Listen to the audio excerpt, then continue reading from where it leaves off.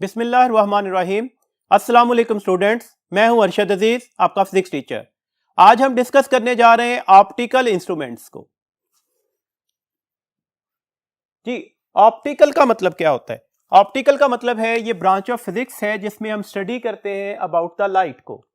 हम इससे पहले एक चैप्टर पढ़ा है जिसमें हमने फिजिकल ऑप्टिक्स को पढ़ा था, मतलब हमने नेचर ऑफ लाइट को डिस्कस किया था।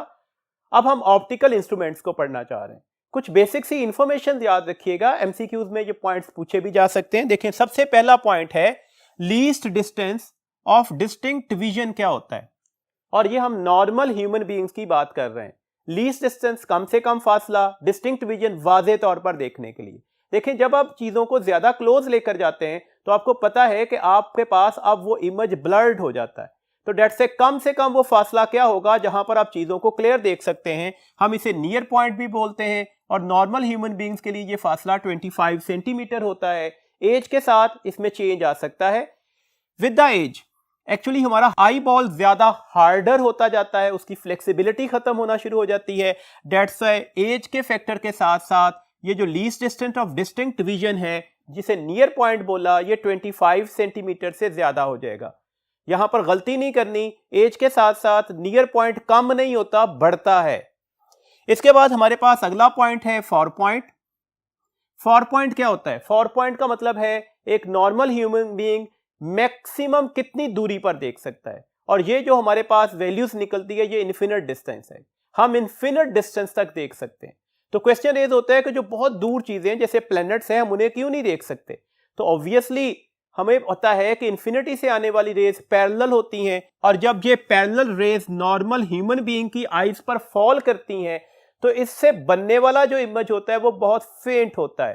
बिकॉज जो इमेज की इंटेंसिटी है वो डिपेंड करेगी कि कितनी रेज ऑफ लाइट हमारी आईज के ऊपर फॉल कर रही हैं। तो डेट्स व्हाई इस फेंट इमेज होने की वजह से हम इसे देख नहीं पाते, इसीलिए तो हमने टेलीस्कोप बनाई थी।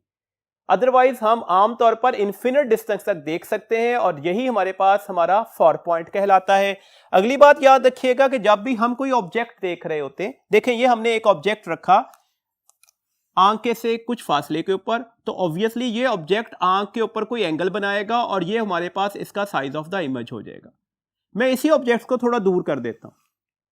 ऑब्जेक्ट का साइज तो वही था, लेकिन अब आपको नजर आ रहा है वाज़े तौर पर अब आंख पर बनने वाला एंगल पहले से क्या हो जाएगा? कम हो जाएगा। तो याद रखिएगा, size of an object depends on the angle subtended by it on the आई।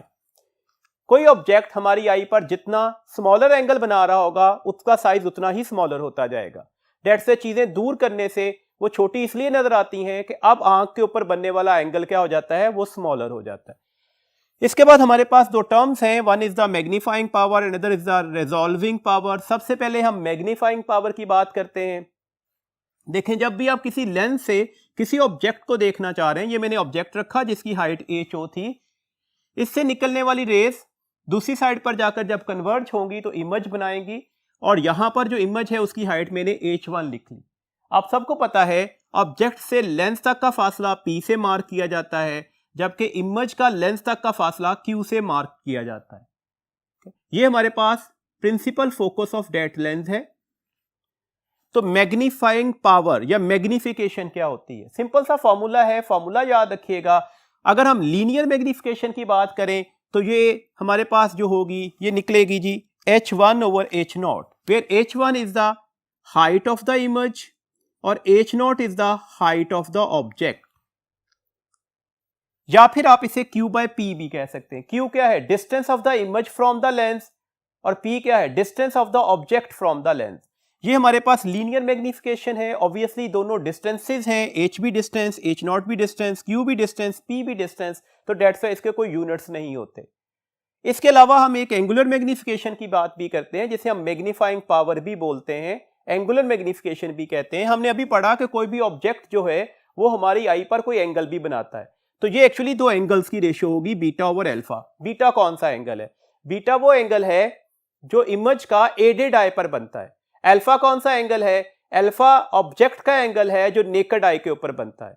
जब भी आप आई के सामने कोई एड रख देंगे, कोई लेंस, कोई ऑप्टिकल इंस्ट्रूमेंट, तो उसकी मदद से जो एंगल बनेगा उसे हम बीटा से, और अगर हम किसी ऑब्जेक्ट को नेकेड आई से देखेंगे तो अब जो एंगल बनेगा उसे हम अल्फा से मार्क करते हैं। तो ये हमारे पास बीटा ओवर अल्फा की रेशियो भी मैग्नीफाइंग पावर होगी। इसके ऑल फॉर्मूलाज याद रखिएगा। इसमें सेकंड क्वांटिटी है रिजॉल्विंग पावर। देखिए रिजॉल्विंग पावर क्या है? रिजॉल्विंग पावर एबिलिटी है of an optical instrument to reveal the minor details of object under examination.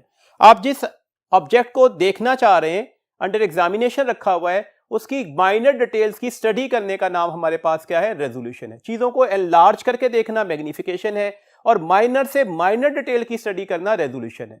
Resolution का फॉर्मूला क्या होगा? Resolution actually reciprocal of alpha minimum होता है। अल्फा मिनिमम क्या होता है? That is 1.22 lambda by D. That's a resolution का formula क्या हो जाएगा? आप इसे इन्वर्स कर देंगे तो डी डिवाइडेड बाय 1.22 लैम्डा। याद रखिएगा ये फॉर्मूला सिर्फ और सिर्फ लेंस बेस्ड कंपोनेंट्स पर एप्लीकेबल होंगे। ऐसे इंस्ट्रूमेंट जो लेंस बेस्ड होंगे वहां पर ये फॉर्मूलाज एप्लीकेबल हो सकते हैं। इंपॉर्टेंट पॉइंट है यहां पर, याद रखिएगा। देखिए resolution directly proportional to capital D है। फिर कैपिटल डी का मतलब क्या होता है? Capital D stands for the diameter of the lens. इसका मतलब है डायामीटर ऑफ द लेंस हम जितना लार्जर करते जाएंगे उतनी रेजोल्यूशन ज्यादा बेहतर होती जाएगी। सेकंड वन, ये रेजोल्यूशन जो है वो इनवर्सली प्रोपोर्शनल टू है वेवलेंथ के। दिस मींस दैट जितनी वेवलेंथ ऑफ लाइट हम स्मॉलर यूज करेंगे उतनी रेजोल्यूशन हमारे पास ज्यादा बेहतर होगी। आप सबको पता है विजिबल कलर में सबसे बड़ी वेवलेंथ किसकी होती है? रेड की। इसका मतलब है रेड से सबसे मिनिमम डिटेल स्टडी की जा सकती है, जबकि सबसे शॉर्टेस्ट वेवलेंथ किसकी होती है? वॉयलेट की। दिस मींस दैट वॉयलेट की रेजोल्यूशन सबसे मैक्सिमम निकलेगी। लेकिन जनरली हम जब प्राइमरी कलर्स की बात करते हैं तो हम रेड और ब्लू के दरमियान कंपैरिजन कर रहे होते हैं, तो दैट्स व्हाई हम कहते हैं ब्लू का ही हमारे पास रेजोल्यूशन मैक्सिमम है। लेकिन अगर ऑप्शन में वॉयलेट का भी ऑप्शन हो तो फिर ब्लू से भी ज्यादा रेजोल्यूशन किसकी होगी? That is a violet.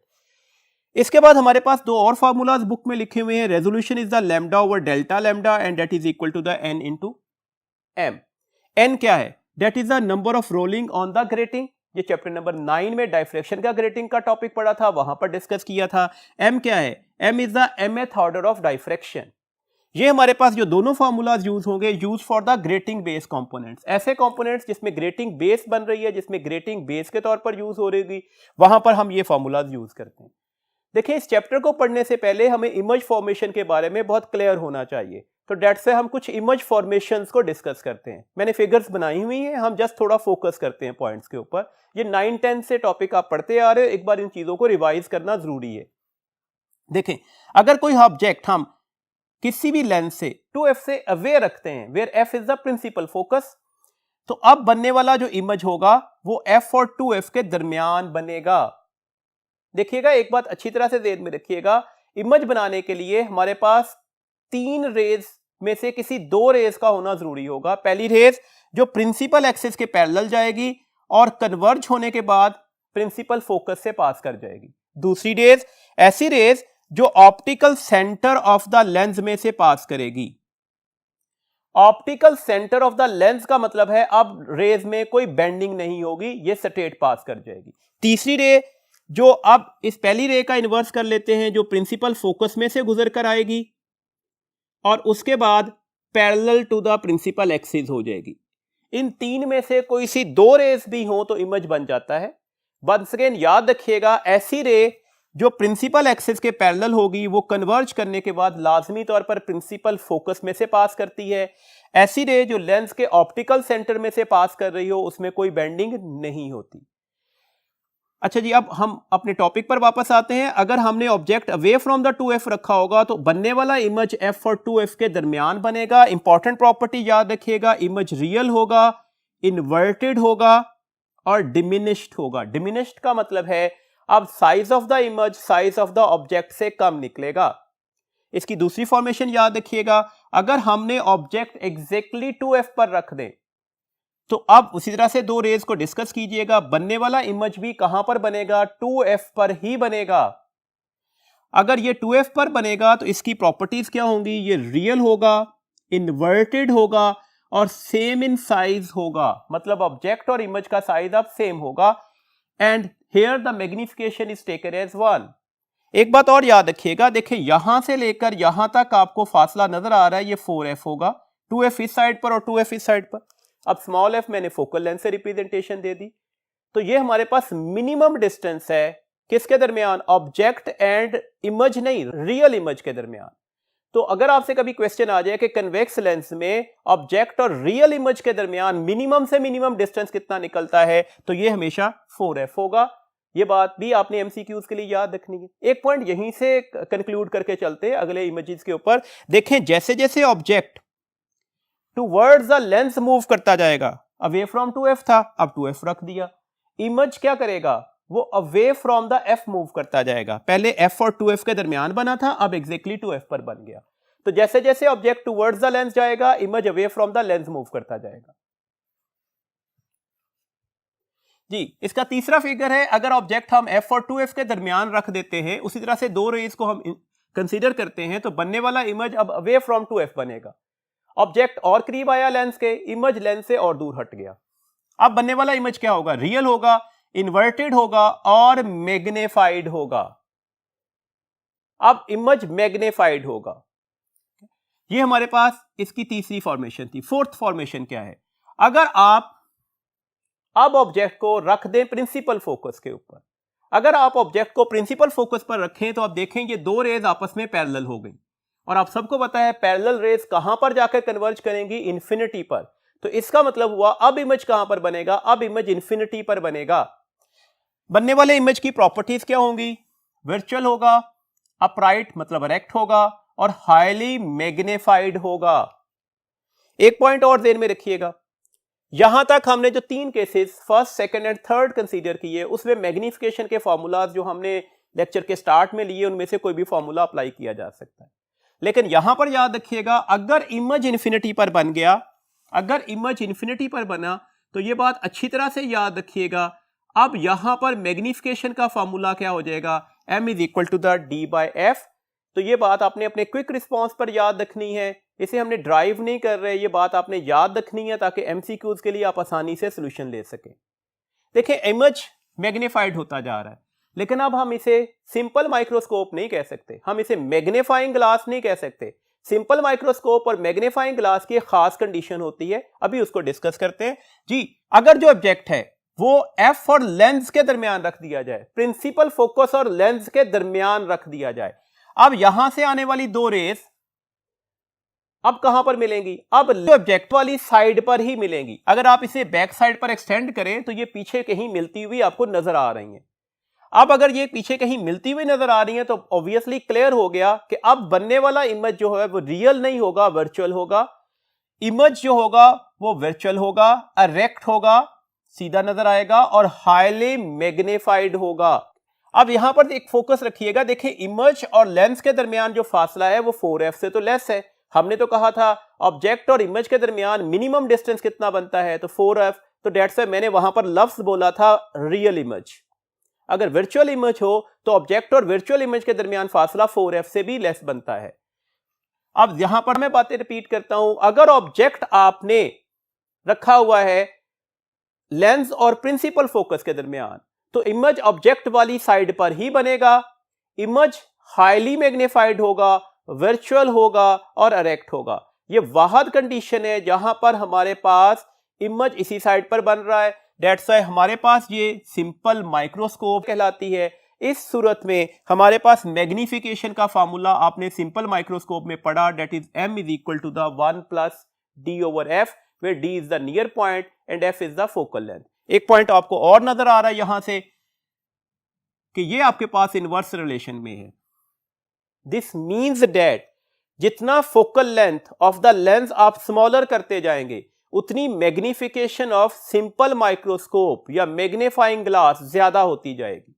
Simple से क्वेश्चन पूछे जा सकते हैं जी, आपसे क्वेश्चन ये पूछा जा सकता है कि focal length of a lens जो है वो हमारे पास 5 सेंटीमीटर है, आप बता दें सिंपल माइक्रोस्कोप की मैग्निफिकेशन क्या होगी। तो d सबको पता है 25/5 क्या हो जाएगा, दैट इज 5 और 5 + 1 किसके बराबर आ जाएगा, 6 के। तो मैग्निफिकेशन 6 हो जाएगी, इसके कोई यूनिट्स नहीं होंगे। देखिए आप इसी क्वेश्चन को ऐसे भी पूछ सकते हैं कि अगर आपसे कहा जाए सिंपल माइक्रोस्कोप में जो हमारे पास मैग्निफिकेशन थी वो 5 थी, अब अगर यही इमेज इन्फिनिटी पर बन जाए तो अब बताएं मैग्निफिकेशन क्या होगी। देखें हम बार बार पढ़ते आ रहे हैं कि अगर इमेज इन्फिनिटी पर बने तो मैग्निफिकेशन d/f होती है, तो डेट्स है अगर इसी फॉर्मूला को यूज करें तो d/f किसके बराबर आ जाएगा, m-1 के। तो यहां से भी हम ये कैलकुलेशंस कर सकते हैं। क्या डाटा दिया गया था कि सिंपल माइक्रोस्कोप की मैग्निफिकेशन क्या थी, 5, तो हमने ये 5 लिख दी। हमने कहा अब इमेज अगर इन्फिनिटी पर बने तो अब मैग्निफिकेशन क्या होगी, तो अब मैग्निफिकेशन का फॉर्मूला d/f है, तो d/f किसके बराबर है, m-1 के। तो इससे माइनस कर दे तो आंसर क्या निकल आएगा, 4 निकल आएगा। तो ऐसे सिंपल से क्वेश्चंस पूछे जा सकते हैं, ये आपने याद रखने हैं। क्वेश्चंस में आपसे ये भी पूछा जा सकता है कि सिंपल माइक्रोस्कोप में बनने वाले इमेज की प्रॉपर्टीज क्या है, तो वो भी आपने अच्छी तरह से याद रखनी होगी। नेक्स्ट हमारे पास है जी कंपाउंड माइक्रोस्कोप। कंपाउंड माइक्रोस्कोप, अगर हमें हायर मैग्निफिकेशन चाहिए तो अब हम सिंपल की बजाय कंपाउंड माइक्रोस्कोप बनाएंगे। अब एक नहीं 2 लेंस हम माउंट करेंगे on the same principal axis. एक लेंस को हम ऑब्जेक्टिव बोलते हैं, जबकि दूसरे लेंस के लिए हम नाम बोलते हैं आईपीस। ऑब्जेक्टिव लेंस के सामने हम ऑब्जेक्ट रखेंगे। लेट्स सपोज ऑब्जेक्ट की हाइट हमारे पास है h, ये हमने away from the principal focus of objective रखना है। F4 stand for the principal focus of objective. बनने वाला इमेज इस साइड पर बनेगा और ये इमेज h1 हाइट का होगा। अगर हमने इसे f और 2f के दरमियान रखा था तो ऑब्वियसली ये इमेज पहले से मैग्नीफाइड होगा। इस इमेज को हम फर्स्ट इमेज या प्राइमरी इमेज बोलते हैं। याद रखिएगा प्राइमरी इमेज की प्रॉपर्टीज क्या होंगी, that would be the real, inverted and magnified. Primary image, first image की प्रॉपर्टी बोलनी है, याद रखिएगा इसको। ये इमेज इस लेंस के लिए ऑब्जेक्ट के तौर पर बिहेव कर रहा होगा। ये जो लेंस है हमारे पास, इसे आईपीस बोला। यहां पर एक लाजमी कंडीशन बोल रहे हैं जिसे हम नॉर्मल एडजस्टमेंट भी कहते हैं कि ये जो हमारा प्राइमरी इमेज है, जो फर्स्ट इमेज है, that must be made within the focal length of the eyepiece. ये focal length of the eyepiece के दरमियान बनना चाहिए। मतलब आईपीस अब कैसे बिहेव कर रही है, सिंपल माइक्रोस्कोप के तौर पर। ये कंडीशन सिंपल माइक्रोस्कोप की थी, तो डेट्स व्हाई अब बनने वाला इमेज इसी साइड पर बनेगा, ऑब्जेक्ट वाली ही साइड पर बनेगा और ये हाईली मैग्नीफाइड होगा। अब फाइनल इमेज की हमारे पास कैरेक्टरिस्टिक्स क्या है, फाइनल इमेज की characteristics with respect to h1। h1 का मतलब है जो पहला इमेज है उसके साथ इसकी कैरेक्टरिस्टिक्स क्या होंगी, तो वर्चुअल होगा। ये भी इन्वर्टेड था, ये भी इन्वर्टेड है, तो इसके रिस्पेक्ट से आप इसे अपराइट डायरेक्ट बोल सकते हो और हाईली मैग्नीफाइड होगा। और अगर मैं इसे ऑब्जेक्ट के साथ कंपेयर करूं, इस फाइनल इमेज की property with respect to h, where h is the height of the object, अब क्या होगा, वर्चुअल तो होगा, मैग्नीफाइड भी होगा, लेकिन अब हम इसे इन्वर्टेड बोलेंगे क्योंकि ऑब्जेक्ट आपने सीधा रखा था, फाइनल इमेज आपके पास इन्वर्ट बन रहा है। तो डेट्स है ये एक इंपॉर्टेंट पैरामीटर है, इसके अकॉर्डिंगली आपने ये बात याद रखनी होगी। देखिएगा हमारे पास सबसे हाईली मैग्नीफाइड इमेज H2 कब नजर आएगा, जब यहां से लेकर यहां तक का फासला क्या होना चाहिए, D stand for 25 centimetre. This is known as least distance of distinct vision, तो ये बात भी याद रखिएगा। कंपाउंड माइक्रोस्कोप से बनने वाले इमेज की अगर हम ज्यादा डिटेल स्टडी करना चाह रहे हैं तो वही बात ब्लू लाइट यूज करेंगे, और दूसरा पॉइंट इंपॉर्टेंट हमारी बुक में लिखा हुआ है वाइडर ऑब्जेक्ट यूज करेंगे। इसमें कुछ पॉइंट्स याद रखिएगा। देखिए कंपाउंड माइक्रोस्कोप में याद रखने वाला पॉइंट है f0 की वैल्यूज जो है वो लेस होगी fe से, O for objective D for eyepiece. अगला पॉइंट याद रखिएगा, इसकी जो मैग्निफिकेशन होगी वो m0 मल्टीप्लाई बाय me निकलेगी, मतलब magnification of the objective lens multiply by the magnification of the eyepiece. अब ये इंपॉर्टेंट पॉइंट हो गया, अगर दो लेंस इस तरह से माउंट किए जाएं तो हमें याद रखना है अब इनकी टोटल मैग्निफिकेशन किसके बराबर होगी, इन दोनों मैग्निफिकेशन को आपने मल्टीप्लाई करना होगा। डेट्स यहां से क्वेश्चंस आपके पास आ सकते हैं। आपसे कहा जा सकता है मैग्निफिकेशन ऑफ ऑब्जेक्टिव जो है वो 5 है, मैग्निफिकेशन ऑफ आईपीस जो 7 है। अब आप बता दें final magnification of compound microscope क्या होगी, तो आप दोनों को मल्टीप्लाई कर दीजिएगा, डेट इज 35। इस फॉर्मूला को फर्दर सिंप्लीफाई करते हैं। मैग्निफिकेशन ऑफ ऑब्जेक्टिव के लिए सिंपल लेंस वाली मैग्निफिकेशन लिखी, that is Q/P। Q stand for QO और P स्टैंड फॉर PO। मतलब ये वाला डिस्टेंस जो हमारे पास है ये ऑब्जेक्ट का डिस्टेंस है टिल ऑब्जेक्टिव लेंस, और ये वाला जो डिस्टेंस है ये हमारे पास डिस्टेंस है इमेज का टिल ऑब्जेक्टिव लेंस। तो डेट्स वाई ये हमारे पास QO ओवर PO होगा, जबकि मैग्निफिकेशन ऑफ आईपीस का फॉर्मूला क्या होगा, ये सिंपल माइक्रोस्कोप का, डेट इज 1 + D/F। अब किसकी फोकल लेंथ ले रहे हैं, डेट इज द आईपीस। देखें सिंपल सी बात है, आपसे क्वेश्चन ऐसे भी पूछा जा सकता था, ये टोटल मैग्निफिकेशन दे दी जाए, लेट्स सपोज ये 35 ही है, आपसे ये कहा जाए focal length of the eyepiece जो थी वो 5 थी। अब आप बता दें कि हमारे पास मैग्निफिकेशन ऑफ ऑब्जेक्टिव क्या होगा, तो ये तो कैलकुलेट हो सकती है ना, 1 + 25/5 ये कैलकुलेट हो गई, दैट इज 6। ये 35 थी, तो ये 6 इधर आकर जब डिवाइड होगा तो ये किसकी मैग्निफिकेशन निकल आएगी, that is the magnification of objective निकल आएगी। तो दैट्स ये कोई बहुत मुश्किल क्वेश्चन नहीं है, बिल्कुल सिंपल से क्वेश्चन है और ऐसे क्वेश्चन आपसे पेपर में पूछे जा सकते हैं। नेक्स्ट चलिएगा जी, नेक्स्ट हमारे पास है एस्ट्रोनॉमिकल टेलीस्कोप। अभी हमने डिस्कस किया जो इन्फिनिटी से आने वाली रेज हैं वो हमारी आईज के ऊपर रेटिना पर कन्वर्ज होती हैं, लेकिन इतनी फेंट इमेज बनता है कि हम उसे देख नहीं सकते। तो यही काम हम एस्ट्रोनॉमिकल टेलीस्कोप से लेते हैं। हम एस्ट्रोनॉमिकल टेलीस्कोप से ज्यादा रेज ऑफ लाइट को रेटिना पर फॉल करवाते हैं, जिसकी वजह से बनने वाला इमेज हमें नजर आना शुरू हो जाता है। एस्ट्रोनॉमिकल टेलीस्कोप एक्चुअली एनलार्ज कर देता है उस एंगल को जो कि हमारे पास नेकेड आई की मदद से बन रहा होता है। तो दैट्स व्हाई एस्ट्रोनॉमिकल टेलीस्कोप से हम बहुत दूर दराज के ऑब्जेक्ट्स को देख सकते हैं। तो दैट्स व्हाई हम इससे क्या करते हैं, हम व्यू फॉर ऑफ ऑब्जेक्ट्स देखते हैं। अब यहां पर भी दो ही लेंस होंगे, एक ऑब्जेक्टिव होगा और सेकंड वन आईपीस होगा। याद रखिएगा यहां पर ऑब्जेक्टिव की फोकल लेंथ लार्जर निकलेगी as compare to the eyepiece. अब देखिएगा हमारे पास रेज आएंगी कहां से, इन्फिनिट से। इन्फिनिट से आने वाली रेज पैरेलल होंगी और ये parallel rays exactly principal focus of objective पर जाकर पहला इमेज बना देंगी। ये फर्स्ट इमेज होगा। इसके बाद यहां से निकलने वाली रेज जब आईपीस पर फॉल करेंगी तो अब यहां पर जो इमेज होगा वो कहां पर बनेगा, यहां पर हम नॉर्मल एडजस्टमेंट की बात कर रहे हैं। नॉर्मल एडजस्टमेंट का मतलब है ये जो फर्स्ट इमेज है ये लाजमी तौर पर प्रिंसिपल फोकस ऑफ ऑब्जेक्टिव पर तो बनना ही बनना था, ये प्रिंसिपल फोकस ऑफ आईपीस पर भी बनना चाहिए। तो दैट्स व्हाई हमारे पास अब बनने वाला फाइनल इमेज कहां पर बनेगा, that would be at infinity. ये हमारे पास अब इन्फिनिटी पर बन रहा होगा। अगर ये इन्फिनिटी पर बन रहा है तो हमारे पास यहां पर ये हाईली मैग्नीफाइड इमेज नजर आएगा। इस सिचुएशन के ऊपर जब पहला image principal focus of objective and as well as the principal focus of the eyepiece पर ओवरलैप कर जाए तो इस सूरत में हम एस्ट्रोनॉमिकल टेलीस्कोप को नॉर्मल एडजस्टमेंट पर बोलते हैं। यहां पर आपको वादे तौर पर नजर आ रहा है कि जो मैग्निफिकेशन होगी वो किसके बराबर निकलेगी, f0/fe के, जबकि लेंथ या सेपरेशन ऑफ द लेंस किसके बराबर निकलेगा, f0 + fe के। इन दोनों को ऐड कर दीजिएगा, सेपरेशन ऑफ द लेंस निकल आई, या फिर इसे लेंथ ऑफ टेलीस्कोप भी बोला जाता है। देखें ये दो फॉर्मूलाज याद रखिएगा, इसके अकॉर्डिंगली आपसे कुछ क्वेश्चंस पूछे जा सकते हैं। हमारे पास क्वेश्चन है कि ये length of the telescope 20 centimetre है एट नॉर्मल एडजस्टमेंट, मैग्निफिकेशन 9 थी। आप बता दें ऑब्जेक्टिव और आईपीस की फोकल लेंथ क्या होगी। देखें हमारे पास फॉर्मूला पहले ये यूज हुआ, magnification is f0/fe। This means that f0 क्या हो जाएगा, m × fe। m कितना था 9, तो 9 × fe। तो हमने सबसे पहले रिलेशन किसका बना लिया, f0 और fe के दरमियान। अब ये वाली वैल्यूज लेंथ में अप्लाई कर दीजिएगा। लेंथ क्या है, f0 + fe। f0 9fe के बराबर था, ये प्लस fe तो ये 10fe हो गया। तो 10 इधर आकर डिवाइड होगा तो fe focal length of the eyepiece की वैल्यूज क्या निकल आई, 2 सेंटीमीटर। और अगर मैं यहां पर 2 लगा दूं तो 2 9 से मल्टीप्लाई होकर आंसर क्या हो जाएगा, 18 सेंटीमीटर।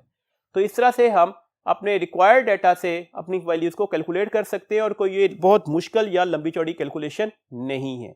एक बात याद रखिएगा, गुड टेलीस्कोप के लिए focal length of the objective तो लार्जर होना ही चाहिए, साथ में डायमीटर या अपर्चर ऑफ द जो है ऑब्जेक्टिव भी लार्जर होना चाहिए। जी नेक्स्ट हमारे पास टॉपिक है स्पेक्ट्रोमीटर का। Spectrometer just information based topic है, दैट्स व्हाई कुछ इंफॉर्मेशन ही याद रखनी है।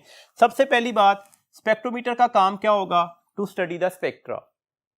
स्पेक्ट्रोमीटर के पार्ट्स क्या होते हैं, सबसे पहला पार्ट है कॉलीमीटर। कॉलीमीटर एक्चुअली एक ब्रास ट्यूब है जिसके एक एंड के ऊपर कन्वेक्स लेंस लगा होता है और दूसरे एंड पर स्लिट होती है। ये जो स्लिट है ये एडजस्टेबल लेंथ की होती है। हम इसे इस तरह से एडजस्ट करते हैं कि ये exactly focal length of the convex lens पर एडजस्ट हो जाए। इसका मतलब है अब यहां से बाहर निकलने वाली रेज क्या हो जाएंगी, पैरेलल हो जाएंगी। तो ये कॉलीमीटर का फंक्शन होता है। कॉलीमीटर क्या करेगा, ये जो रेज ऑफ लाइट है उन्हें पैरेलल करता है। इसका जो दूसरा पार्ट है वो टर्न टेबल है। टर्न टेबल रिवॉल्व कर रहा होता है अबाउट द वर्टिकल एक्सिस, और जो इस पर सर्कुलर स्केल पर कैलिब्रेशन की गई होती है वो 1/2 डिग्री की वैल्यूज में मौजूद होती है। इस टर्न टेबल के ऊपर हम प्रिज्म या ग्रेटिंग का कॉम्बिनेशन बनाते हैं। इसमें जो तीसरा पार्ट है वो टेलीस्कोप है, और टेलीस्कोप के बारे में इंफॉर्मेशन हम अभी डिस्कस कर रहे हैं। अगला टॉपिक हमारे पास इस चैप्टर का है, that is the speed of light. पहली इंफॉर्मेशन दी गई कि स्पीड ऑफ लाइट को कैलकुलेट करने के लिए सबसे पहले न्यूटन ने एक्सपेरिमेंट किए, लेकिन वो सक्सेसफुल नहीं हो सका। जो इसका सबसे पहला सक्सेसफुल एक्सपेरिमेंट है वो माइकलसन का है। तो that's why speed of light को किसने मेजर किया था? माइकलसन ने। वैल्यूज कितनी निकाली थी इसने speed of light in air या वैक्यूम की? 3 × 10⁸ मीटर पर सेकेंड। याद रखिएगा फॉर्मूला कौन सा यूज हुआ था? C = 16F × D। अभी देखते हैं F और D का मतलब क्या है। हमने इस एक्सपेरिमेंट में 8 फेस रोटेटिंग मिरर, जिसे कैपिटल M लिखा, 8 फेस रोटेटिंग मिरर था कैपिटल M, वो यूज किया। इस रोटेटिंग मिरर की जो फ्रीक्वेंसी जिस पर हमारे पास लाइट विजिबल हो गई थी उसे हमने F लिखा। तो ये M, एक्चुअली ये F जो है इस मिरर की फ्रीक्वेंसी होगी। इसमें दूसरा मिरर हमने स्मॉल लगाया and that is the small f, और ये फिक्स्ड मिरर था दो माउंटेन्स के दरमियान। जो इन दोनों मिरर्स के दरमियान डिस्टेंस था उसे हमने किससे मार्क किया? D से।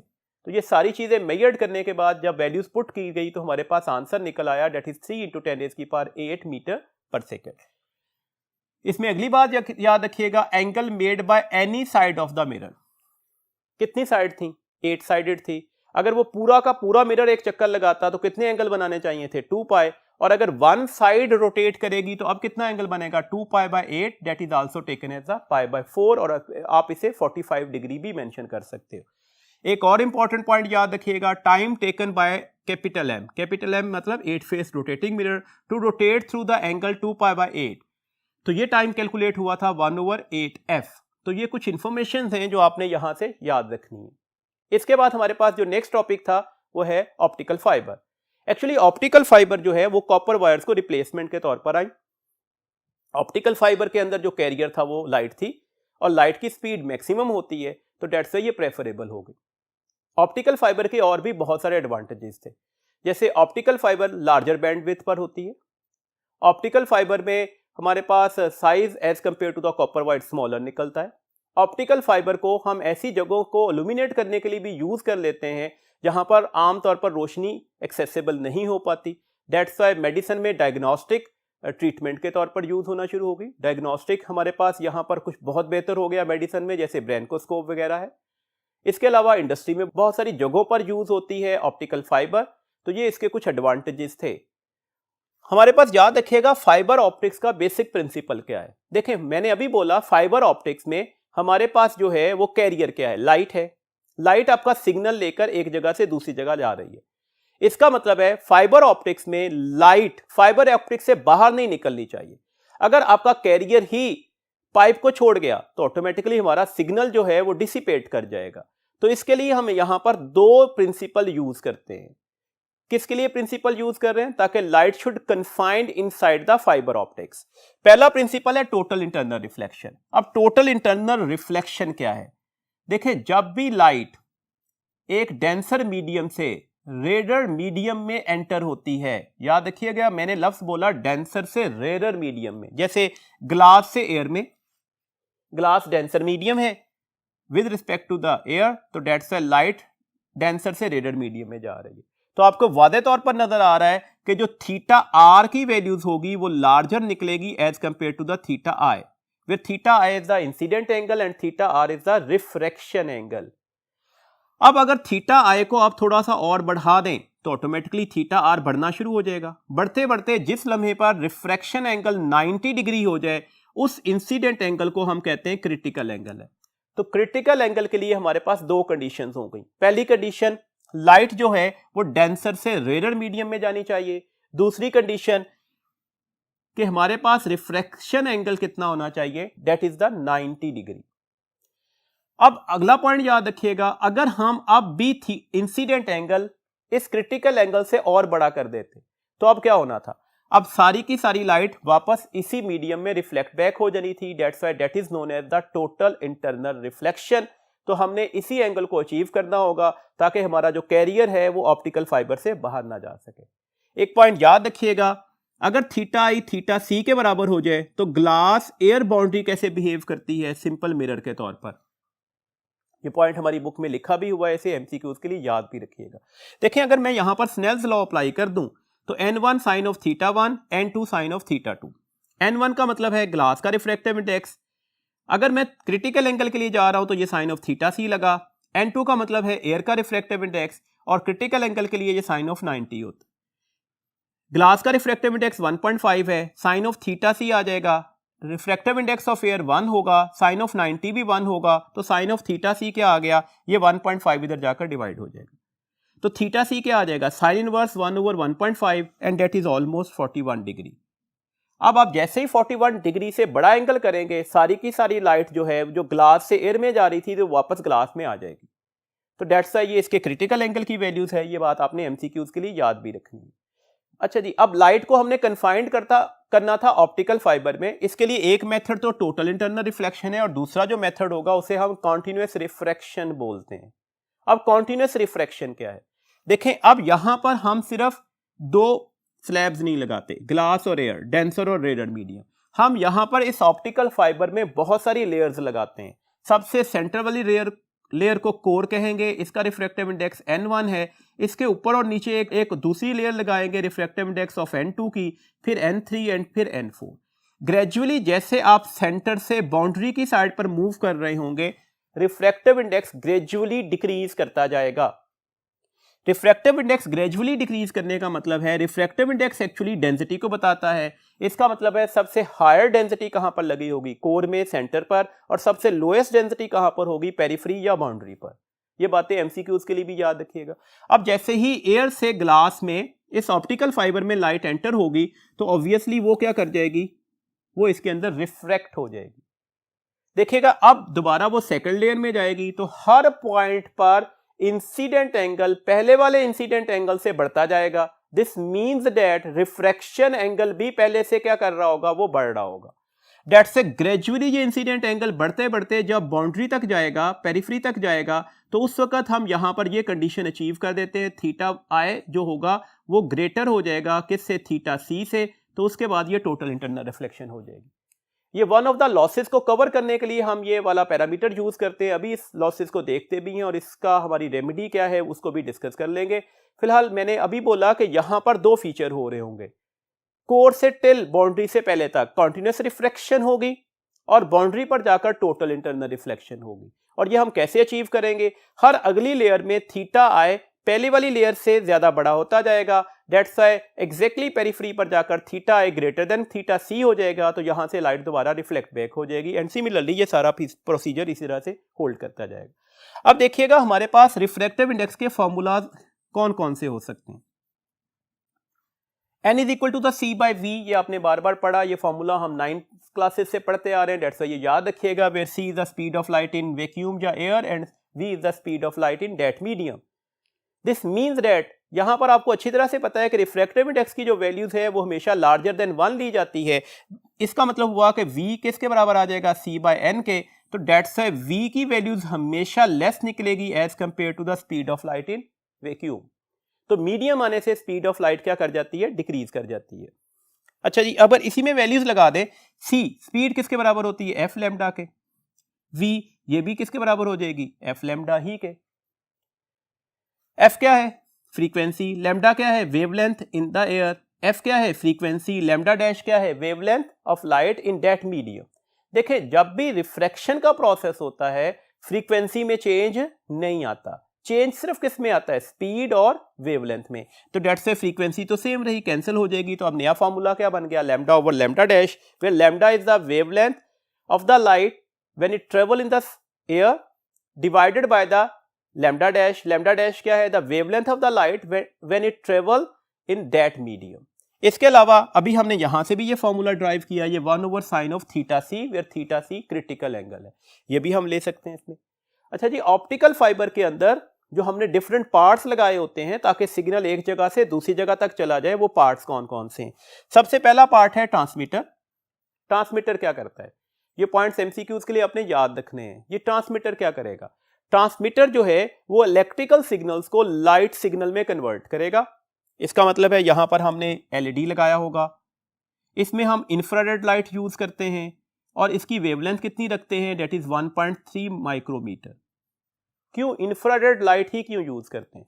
अभी हमने बोला कि v is equal to F lambda, F constant होगा, तो v और लैम्डा में कौन सा रिलेशन आ गया? डायरेक्ट। इसका मतलब है जितनी बड़ी वेवलेंथ होगी उतनी स्पीड ज्यादा निकलती जाएगी। तो दैट्स व्हाई इंफ्रारेड लाइट की स्पीड जो है वो ऑप्टिकल फाइबर या ग्लास के पाइप के अंदर अल्ट्रावायलेट लाइट से या विजिबल लाइट से भी ज्यादा निकलती है। दैट्स व्हाई हम इंफ्रारेड लाइट यूज करते हैं। किस वेवलेंथ की? 1.3 माइक्रोमीटर की। आगे हमारे पास ऑप्टिकल फाइबर। ऑप्टिकल फाइबर का सिंपल काम यह है कि ये गाइड करता है पाथ को, ताकि जो लाइट है वो एक जगह से दूसरी जगह तक मूव कर सके। अब यहां पर मल्टीपल रिफ्लेक्शन हो रही होगी, बार बार जाकर लाइट टकराएगी। दैट्स से मल्टीपल रिफ्लेक्शन की वजह से यहां पर एनर्जी लॉसेज आ जाते हैं।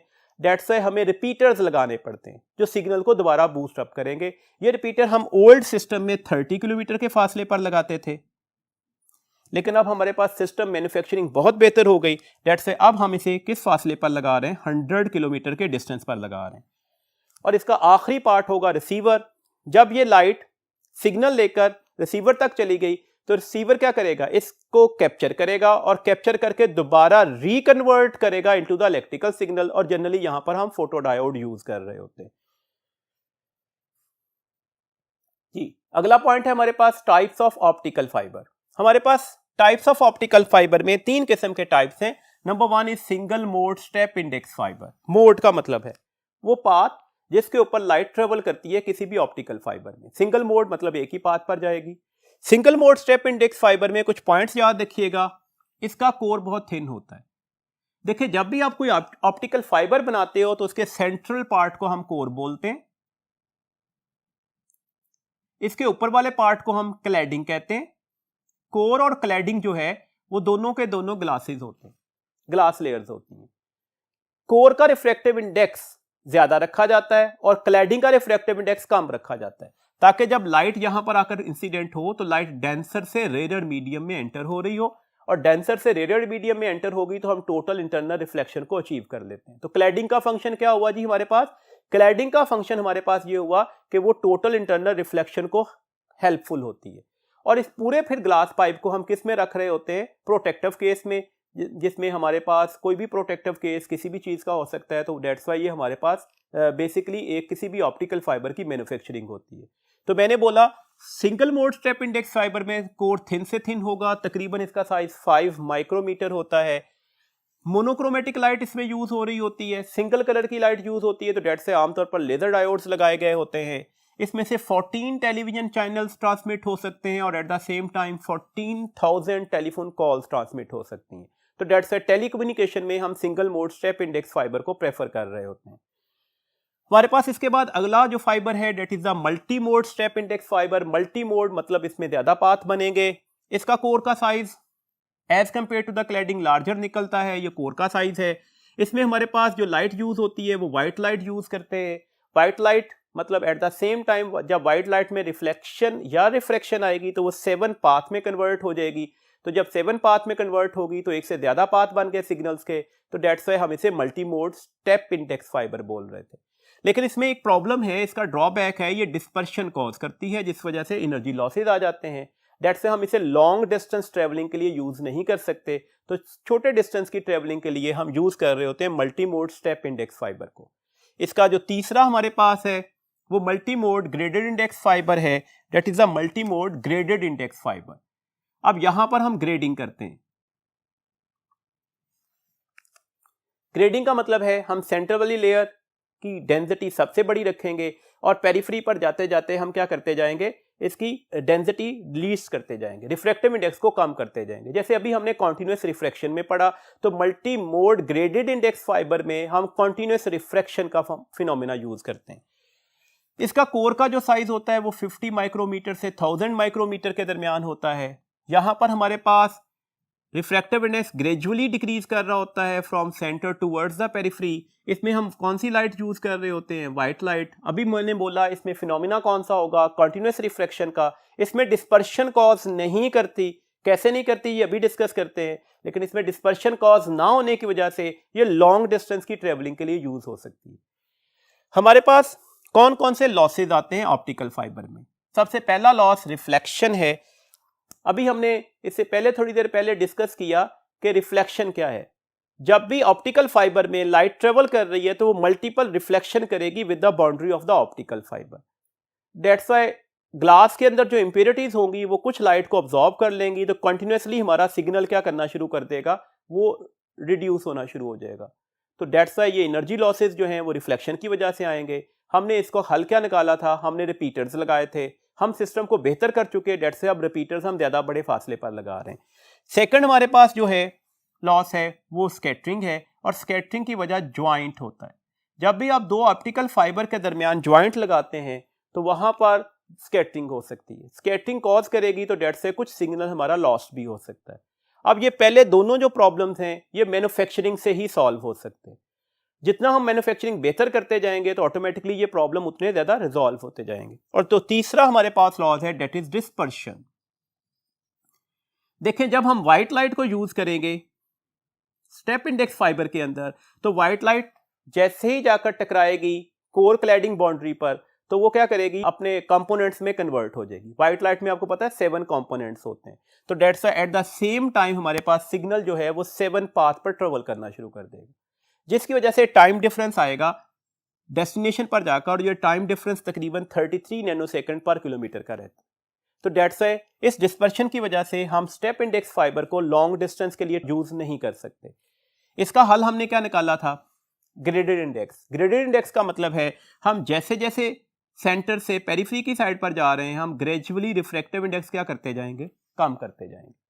अब क्या हुआ, अभी भी व्हाइट लाइट आई तो वो अपने कॉन्स्टिट्यूएंट कलर्स में, कॉन्स्टिट्यूएंट कंपोनेंट्स में क्या हो गई, डिस्पर्स हो गई। लेकिन अब आप देख रहे हैं जो ज्यादा बड़े पाथ पर ट्रेवल कर रहा है उसका रिफ्रैक्टिव इंडेक्स लीस्ट होगा। रिफ्रैक्टिव इंडेक्स और स्पीड में कौन सा रिलेशन होता है, इनवर्स।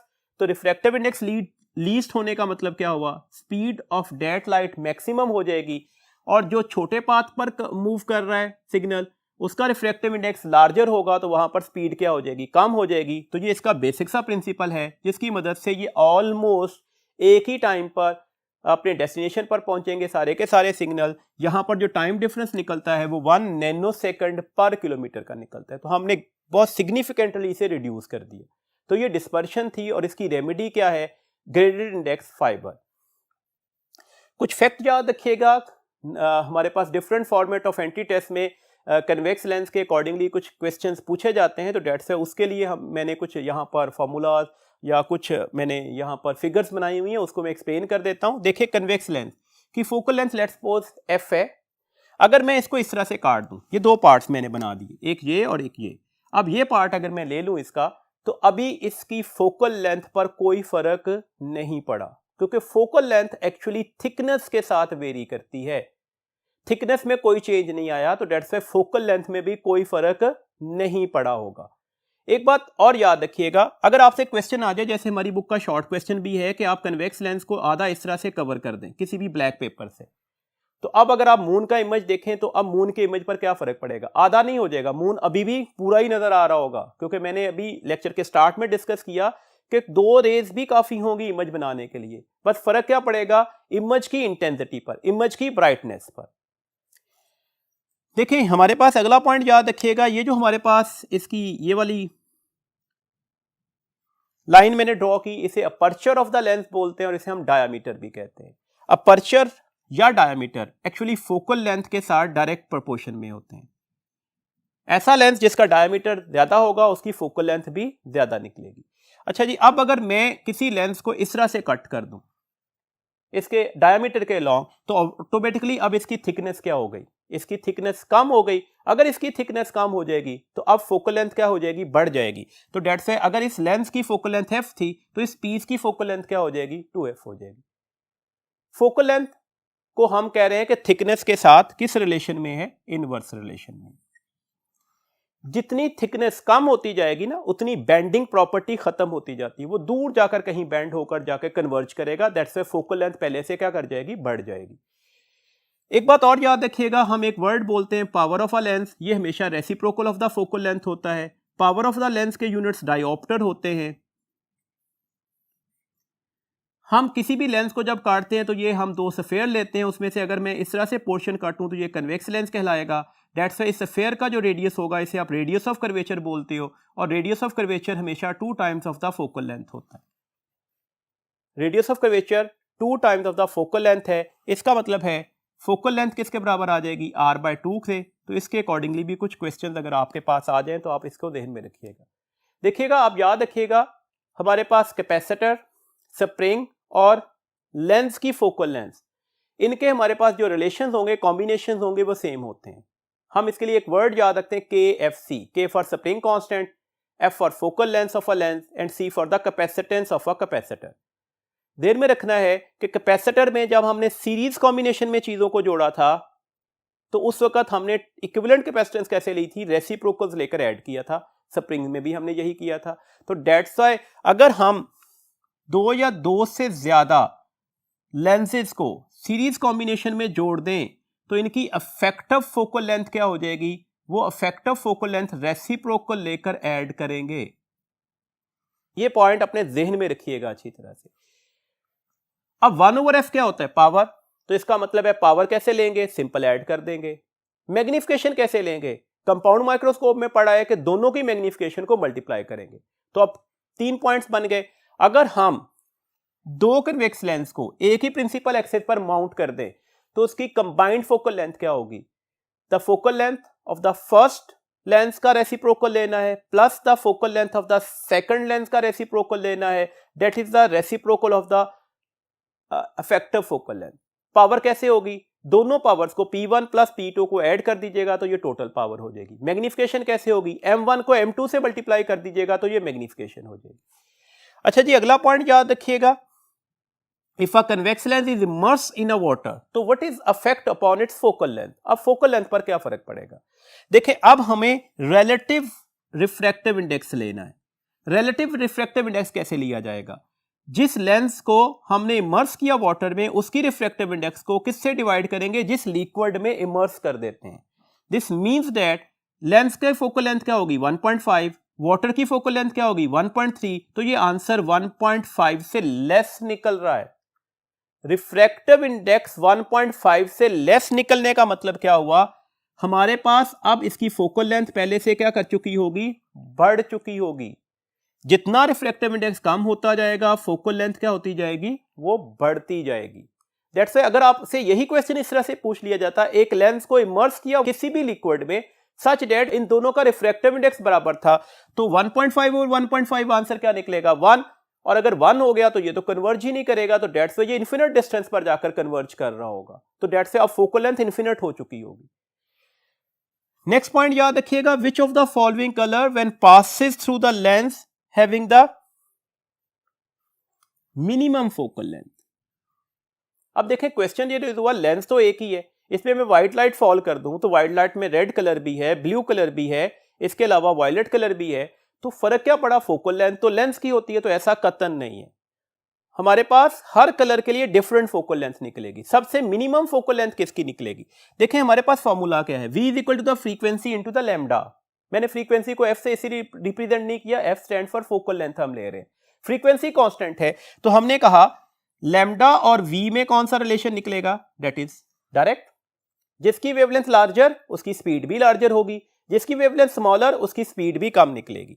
अभी हम डिस्कस कर रहे हैं N is equal to CV, तो इसका मतलब हुआ N और V में कौन सा रिलेशन निकला, वो B इनवर्स निकला। तो N और V का इनवर्स रिलेशन हमें किस चीज को लीड कर रहा है, अभी हम पढ़ा है कि N और F में कौन सा रिलेशन होता है, F फॉर फोकल लेंथ, वो भी इनवर्स होता है। तो इसका मतलब हुआ स्पीड और फोकल लेंथ में कौन सा रिलेशन होगा, वो डायरेक्ट होगा।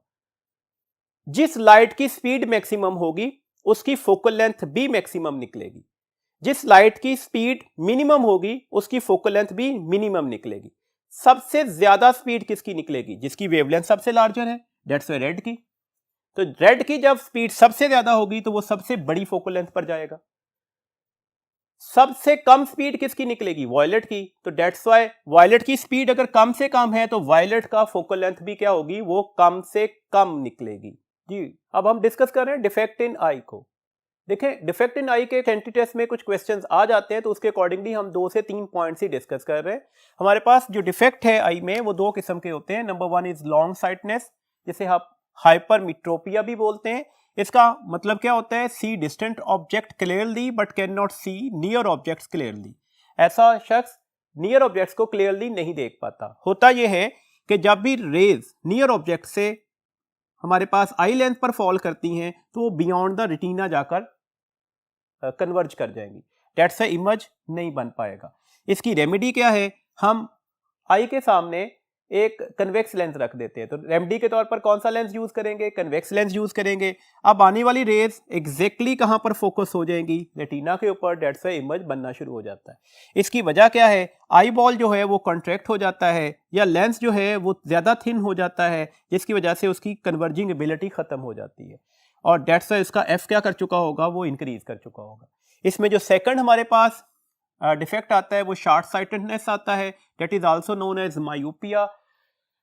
इसमें क्या होता है जी, see near objects very clear but can not see the distant object clearly. तो शॉर्ट साइटेडनेस में क्या होता है, हम डिस्टेंट ऑब्जेक्ट को क्लियरली नहीं देख पाते। डिस्टेंस से आने वाली रेज जो है वो रेटिना से पहले ही कन्वर्ज कर जाती हैं, डेट से इमेज नहीं बन पाता। इसकी रेमेडी क्या है, हम इसके लिए कनकेव लेंस यूज करेंगे। कनकेव लेंस पर जब ये parallel raise of light fall करेंगी तो एक्चुअली ये उसी जगह पर जाकर अपीयर टू मीट करेंगी जो उसका 4 पॉइंट बन चुका था। अब यहां से आने वाली रेज एग्जैक्टली जब आई बॉल में से गुजरेंगी तो वो कहां पर जाकर कन्वर्ज हो जाएंगी, रेटिना के ऊपर, तो डेट से ये इमेज नजर आना शुरू हो जाएगा। वजह क्या होती है जी, आई बॉल जो है वो एनलार्ज हो चुका होता है। उसकी वजह क्या है, क्योंकि लेंस जो है वो थिक हो चुका है और उसकी कन्वर्जिंग एबिलिटी क्या हो चुकी होती है, वो बढ़ चुकी होती है। That is all about from today lecture. इंशाल्लाह कल हम इसके डिफरेंट क्वेश्चंस को टेस्ट की शक्ल में डिस्कस करेंगे। अपना बहुत ख्याल रखिएगा। अल्लाह हाफिज।